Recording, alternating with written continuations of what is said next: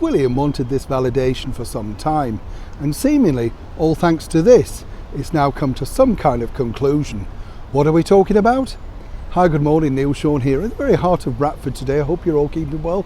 And of course behind me is the beautiful Bradford Town Hall, used in many films in fact. And one of the big films really that was filmed over here was Saturday Night, Sunday Morning. And it was causing a bit of a havoc way back in the late 50s, early 60s when they decided to scout out.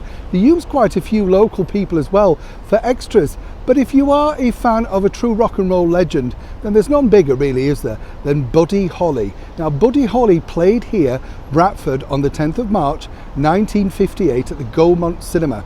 Now I know this firsthand because I was lucky enough to meet the compere of that show, the brilliant entertainer, raconteur, singer, and of course sometime comedian, Des O'Connor. Now Des was, as I say, the compere on that final tour, and he said to me that while he enjoyed performing with Buddy, he didn't necessarily like the audiences because they didn't really want to listen to his jokes or his patter. They were all waiting for Buddy Holly, as they were, as I say, way back in 1958 here in Bradford. How well did he go down though? Well, the local critic from the paper, the Telegraph and Argus, gave it a scathing review, saying it was just full of fanatical people and basically a loud din.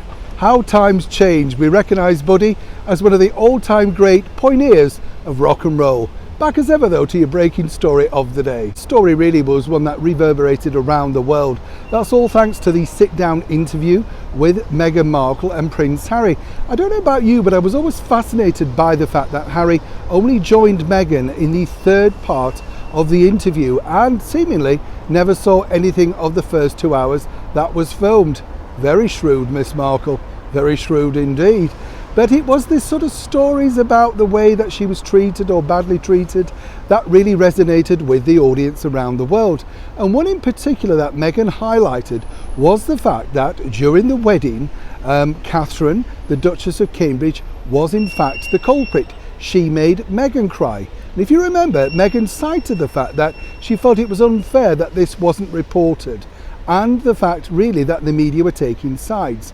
So much so she had to back it up with the line, "Oh no, she's a good person, she brought some flowers to say hello." Now as we know, and we as ever have to say allegedly, thanks to that book, it's seemingly that, well, that's not truly the case. What really happened was the opposite. But why let the truth get in the way of a good story, as so many might say? But what's really resonated over here with the senior members of the British monarchy, and in particular Prince William, is the fact that he is truly grateful, according to a very good source, that the rectification of this story has now come to light. They always knew the true version of events, but obviously, as we have often told you here on the show, the British monarchy really don't come out and explain or complain. But it's very difficult, isn't it, when you think, because if you do have that sort of story, what do you do? And even the bells are agreeing with me now. But on a serious note, I truly believe that Prince William himself will be very, very relieved that at least the true version of events have come out. And once again, it doesn't bode well, does it? Because many people could say, well, it's a case of he said, she said, etc., etc. But there were too many people that backed up the original story, including the TV personality Kirsty Allsopp, who also said to the media that she knew the true version of events. Well, this ploughs ahead, you know, it's going to be even more difficult for Prince William and Prince Harry to mend their difficulties moving forward. And as one source told me, this was just one of the many lies that was spread about the British monarchy that Prince William finds very hard to forgive, and more importantly, to forget. Neil Sean, Bradford, West Yorkshire.